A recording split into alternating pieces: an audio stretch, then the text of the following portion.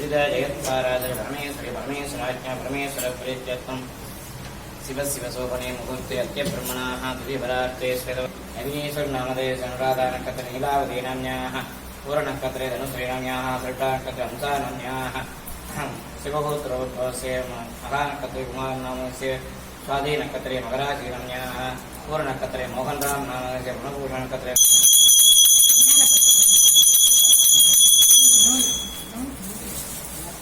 गणपतिं हवामहे कविं कवीनामुपमश्रवस्तमम् ज्येष्ठराजं ब्रह्मणां ब्रह्मणस्पद्धं ध्रुवमक्षरमव्ययं सर्वव्यापिनमीशानं रुद्रं वै तवेत् अथातो कण्ठे पदवस्तिनौ तिष्ठेतान् ललाटे रुद्रास्तिष्ठन्तो वस्तिष्ठतो शिखायां वामतिष्ठतो पुरतः शूलेजितानं तिष्ठन्तो भागुं रक्षन्तो मम यजमानगुं रक्षन्तु ॐ तावादित्यः परमपुरुषस्तयेष रुद्र नमः शिवायेति बीजं महादेवायेति कीलकं श्रीमत्साम्ब सदाशिवप्रसादशिव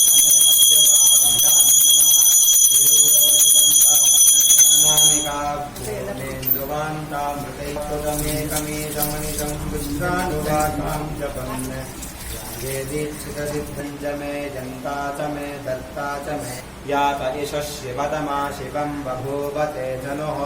शिवाशरव्या यातपटजानो रुद्रमृडया यथा नस्तर्वमिजगतयक्ष्मकं सुमना असत् अध्यवोतदि भक्ता प्रथमो दैव्याभिषके अजेज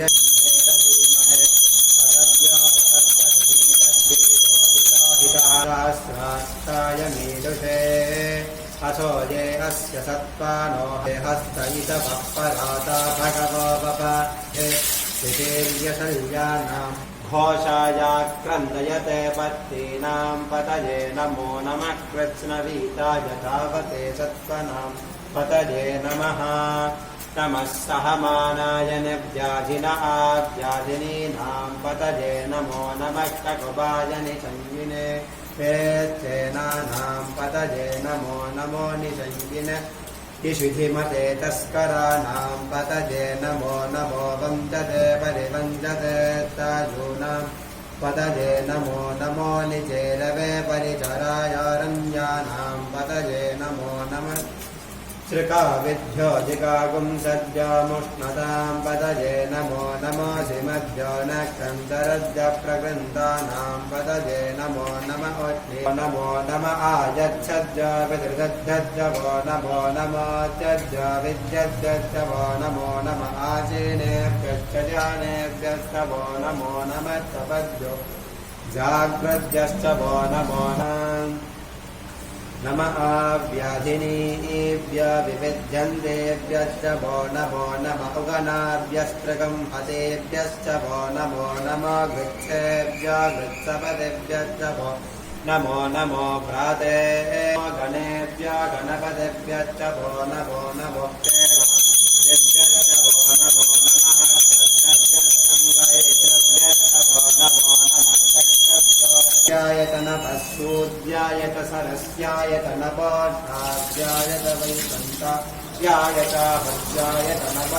नेत्यायत गङ्गवेत पशुपतयेत नमो गिरितायत शिवभृष्टायत नमो भृत्येभ्य अपवेत नमः शङ्करायत मयस्कराय चोत्तरणायत नम आकाश्यायत राज्यायत नपायत प्रभात्यायत नम इरिण्याय शयनायत नमः कपर्दिने जपद नमः चैत्यायत गेत्यायत नमो बृहते जवर्जेयवेत नमाप्यायत नमो लोक्यायतो लक्ष्यायत नम उयायत रगस्यायत नमः गुरमानायथाभिघ्नतेत नम आष्टित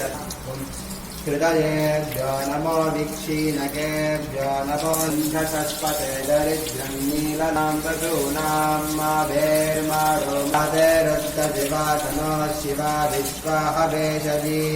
शिवजपदेकपर्शिने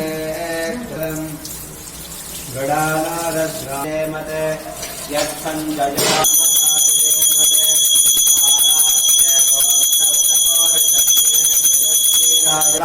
मृगन्न भीममपात्ममुग्रम् मृडादरिद्रस्तवानो अन्मरित्वेदस्य धर्मजिरग सहस्राणि सहस्रशा बाहुवोत्तम हेतयः तातामरातीनामुखाकृते अहसाम् सहस्रयोजने वदन्वानि जन्मदे अस्मिन् नीलग्रीवादिगण्डाः सर्वा अतः क्षमातराश्रावपच्युताः ये वृक्षेरस्मिन् जमधिपतया विशिषयन्ति पात्रे द्विपतो जनादरञ्जगावन्तो निषञ्जिनः सजमदे नमो रुद्रेभ्यो ये प्रज्ञान्ये दिम्बष्टिवर्धनम् पूर्वारुकमिव वन्दनान् वृक्षोर्मुक्षे यमादे यो रुद्रो विश्वा भुवनादिवेद तस्मै रुद्राय नमो कस्तमे तापस्तमे चतिस्तमे ज्योतिश्च मे सुभश्च मे प्राणश्च मे पानश्च मे व्यानश्च मे दश्च मे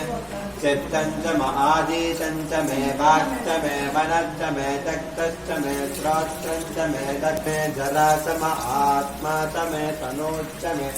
शर्म च मे वर्म च मे प्रतिमा च मे धेमा च मे महिमा च मे वरिमा च मे प्रमेदनं च मे वसश्च मे त्रिविश्वञ्च मे महश्च मे संविच्च मे ज्ञात्सञ्च मे सोश्च मे प्रसोश्च मे तीरञ्च मे लजत्तमरतञ्च मे मृतञ्च मे जत्रञ्च मे भयञ्च मे शुकञ्च मे दयनञ्च मे रोष्टश्च मे विभुष मे प्रभुष मे बहुच मे भोजश्च मे पूर्णञ्च मे भोराश्च मे मुद्गाश्च मे कल्वा आश्च मे गोधूमाश्च मे मधुराश्च मे आदिनयश्च मे आग्नेयश्च मे हार्योर्धनञ्च मे ग्रहाश्च मे रथश्च मे पुरोडाचाश्च मे परदाश्च मे विमृतश्च मे सगाकारश्च मे अग्निश्च मे घर्मश्च मे अर्कश्च मे सूर्यश्च मे प्राणश्च मे स्वमेधश्च मे पृथिवी च मे जतिश्च मे दिदश्च मे द्यौश्च मे रक्परे रङ्गुलज्योतिषश्च मे यज्ञेन कल्पन्तामृक्त मे दामद मे दपदाञ्जलन्ते वैरोदने कर्मफले दिदिष्टा दुर्गां देवीं शरणमां प्रपद्ये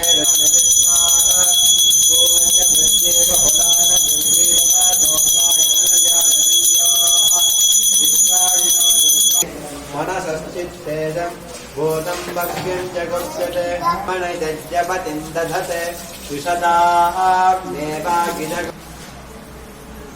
ॐ निधनपदये नमः निधनपदान्तिकाय नमः ऊर्ध्वाय नमः ऊर्ध्वलिङ्गाय नमः हिरण्याय नमः हिरण्यलिङ्गाय नमः ज्वलाय नमः ज्वललिङ्गाय नमः आत्माय नमः सद्यो जातं प्रपद्यामि सद्यो जाताय वै नमो नमः भवे भवे भवस्वमां भवोद्भवाय नमः सर्वभूतगमनाय नमो मनोन्मनाय नमः अघोरे कृतकं सत्यं परं ब्रह्म पुरुषं कृतालिङ्गलं सर्वो वै रुद्रस्तस्य हिरण्यवर्णां हरिणीं सुवर्णरजतस्रजां चन्द्रां हिरण्मयीं लक्ष्मीं जातवेदो महावः तां महावः जातवेदो लक्षाणाम् अश्वपूर्वामृतमध्यामस्तिनाथप्राकारामाद्मे स्थितां पद्मवर्णमायान्तराया लक्ष्मीः उपैतमां देवतकक्षेत्रमणिना सह प्रादुर्बोधात्मिरात्मेऽस्मिन् गेत्यमृतयाम्यः अवोचमदङ्गच्छन्त्रः गन्धत्वा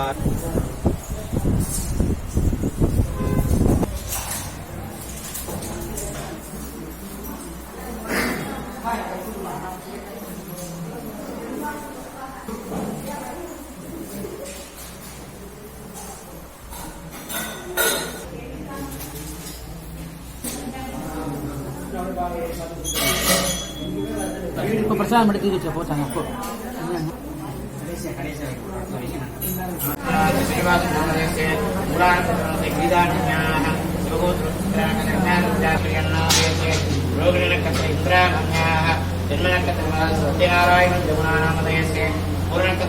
मोहन राम नामधेयस्य जगन्नाथन नामधेयस्य रोगिणी नक्षत्र इंद्रा नाम्याः सदुषा नक्षत्र गोपी अरविंद नामधेयस्य शरणपत्र मासे कीर्तना नाम्याः भारद्वाजोस्तु शरणपत्र महाराज कृष्णस्वामी नामधेयस्य आश्लेषा नक्षत्र राणी नामधेयस्य त्रिपुटा नक्षत्र लक्ष्मी नारायण नामधेयस्य मूला नक्षत्र प्रभुरा कुमार नामस्य हस्ता नक्षत्र ज्ञानस्य सुकुमार नामधेयस्य उसे नक्षत्र कटकरास्य हेमंत कुमार नामधेयस्य इस्लाम प्रभुस्य पूर्वाधारा नक्षत्रे गंगर सुब्रह्मण्य शर्मणाः मूला नक्षत्र तनुवासे भव्या नाम्याः गौतमगोत्रोद्भवस्य स्वाधी नक्षत्र राजस्य रामचंद्रन नामधेयस्य सुवर्ण ऋषिगोत्र सुत्रनक्षत्र ज्ञानस्य प्रदाप नामधेयस्य पूर्वाधारा तनुवासे हरिणी अपिडर्षि नाम्याः वरुण विजय नामधेयस्य उसे नक्षत्र हर्ष प्रणव नामधेयस्य आर्द्रा नक्षत्र मरासु देवालय नामधेयस्य वैलपड़यार नक्षत्र कन्या शास्त्रोक्त शंकर नामधेयस्य मूला नक्षत्र संजना नाम्याः पूर्वाधारा नक्षत्रे संजना नाम्याः स्थान नक्षत्र कृष्णवेणी नामधेयस्य मधुविषा नक्षत्र मरासु मृगेश नामधेयस्य वसुदेव नक्षत्रे मीनराजस्य पार्थसारथी नामधेयस्य नक्षत्रकारस्य अन्यन नामधेयस्य महाराजस्य कल्याणी नाम्याः नक्षत्रे सदनराजस्य श्रीनिवासन नामधेयस्य आर्द्रा नक्षत्रे मधुराजस्य मैत्री नाम्याः भाद्रगोत्रोद्भवस्य अनुराधा नक्षत्रस्य विशालाक्षी नाम्याः नक्षत्रे मकरराजस्य परिपूर्णीय संगमपल्ली नामधेयस्य विष्णुवत्सुद्या नक्षत्रे नवराजस्य अरविंदराज नामधेयस्य इलक्ष्या नाम्याः सविशा नक्षत्रस्य गायत्री नाम्याः महानक्षत्रस्य अगस्त्या नाम्याः जटा नक्षत्रस्य कुमार नामधेयस्य पूर्वाधारा तनुवासे धनलक्ष्मी नाम्याः स्थान नक्षत्र कन्याराजस्य गतिश्री नाम्याः सविशा नक्षत्रस्य सुकन्या नाम्याः पूर्णनक्षत्र समराजस्य अरुणगणेश नामधेयस्य संधानवाक्यनुकूलितावत्यर्थम् आत्रेयोत्तरस्य नक्षत्रे बालकुमार नामधेयस्य श्रेष्ठनक्षत्रा नाम्याः पूर्णनक्षत्रे प्रसन्ना नामधेयस्य तट्टाकस्मावती नाम्याः तट्टानक्षत्रे श्रीलक्ष्मी नारायणी नामधेयस्य भारद्वाजस्य राजेश्वरी नाम्याः वैष्णवी नाम्याः कार्तिक नामधेयस्य नक्षत्रे अरुण नामधेयस्य भारद्वाजोत्तरस्य श्रेष्ठनक्षत्रे मीना नाम्याः स्वर्णनक्षत्रे सुशील कुमार नामस्य कुमार नाम्याः पूर्णनक्षत्रे मरास्य पूर्वटानक्षत्रे राघवेन्द्रन नामधेयस्य महानक्षत्रे अनस्वरी नामधेयस्य सर्वकल्वराय पुत्र संक्रांता नक्षत्रे वृश्चिकराजस्य तिरुमगणेश नामधेयस्य सुब्रह्मण्यस्य नक्षत्रस्य आर्द्रा नक्षत्रे स्वेदा नाम्याः अष्टमगर्जिगोत्रोद्भवस्य स्वाधी नक्षत्रे धनदेवन नामधेयस्य सदविषा नक्षत्रे उत्तर नक्षत्रे कन्या नाम्याः सर्विषा नक्षत्रे अमित विशाखन नामधेयस्य नक्षत्रे रश्मि नाम्याः रोहिणी नक्षत्रे वृषभराजस्य राजन नामधेयस्य रेवती नक्षत्रे सरला नाम्याः भूषण नक्षत्रस्य हेमंत कुमार नामधेयस्य रेवती नक्षत्रस्य सुकुमार नामधेयस्य अपवरण नक्षत्रे मेघराजस्य अजित नामधेयस्य अभिषा नाम्याः स्वाधी नक्षत्रे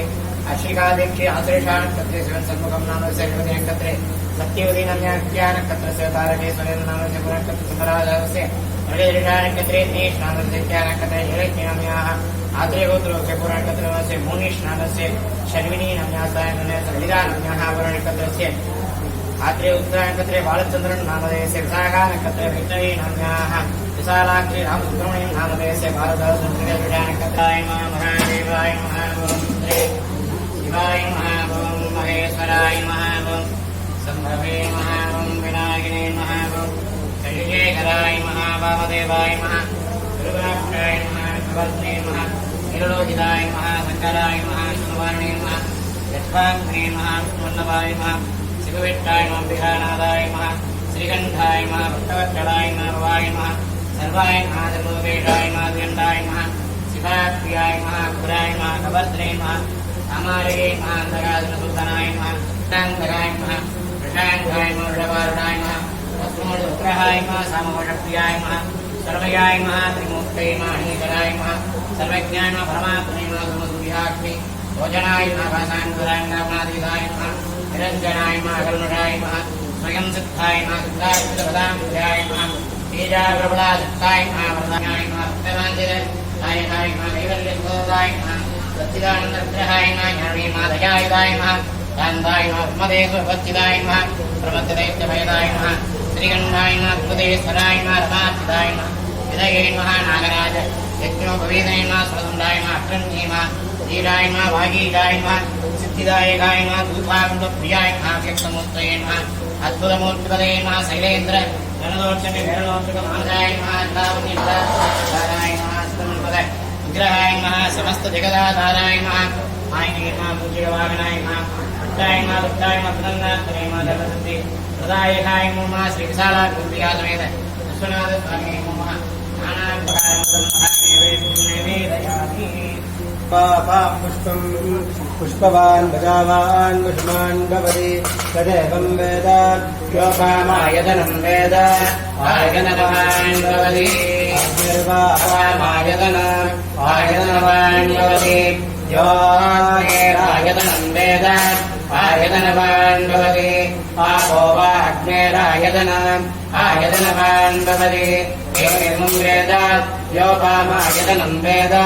आयतनवान् भवति वायुर्वा अपामायतनम् आयतनवान् भवति यो वायोरायतनम् आयतनवान् भवति एवं वेद योपामायतनं वेद आयतनवान् भवति आपो वा अमुष्यतरायतनम् आयतनवान् भवति तदेवं वेद योपामायतनं वेद आयतनवान् भवति नक्षत्राणि वा अपामायतनम् आयतनवान् भवति आपो वै नक्षत्राणामायतनम् आयतनवान् भवति एवं वेद योपामायतनं वेद आयतनवान् भवति पर्जन्यो वा अपामायतनम् आयतनवान् भवति यः पर्जन्यस्य आयतनं वेद आयतनवान् भवति आपो वै पर्जन्यस्य आयतनम् आयतनवान् भवति एवं वेद योपामायतनं वेद आयतनवान् भवति संवत्सरो वा अपामायतनम् आयतनवान् भवति यः संवत्सरस्य आयतनं वेद आयतनवान् भवति आपो वै संवत्सरस्य आयतनम् आयतनवान् भवति एवं वेद यो स्वनामं प्रतिष्ठितां वेद प्रत्येकतिष्ठति राजाधिराजाय प्रदक्षराजिने नमो भजं वै श्रवणाय कुर्महे समे कामाय विज्ञम् कामे वै श्रवणो ददातु वेदाय वै श्रवणाय महाराजाय नमः न कर्मणा न प्रजया धनेन त्यागेनैक अमृतत्वमानचः परेण नाकन्निहितं वहायां विभ्राजते तद्यतयो विशन्ति वेदान्तविद्या न सुनिश्चितार्था संन्यासयोगाद्यतयः शुद्धसत्त्वाः ते ब्रह्मलोके तु परान्तकाले परारतात् परमुच्यन्ति सर्वे चक्रं विपापं परमेश्वभूतं यत्पुण्डरीकं पुरमध्यदद्वृत्तं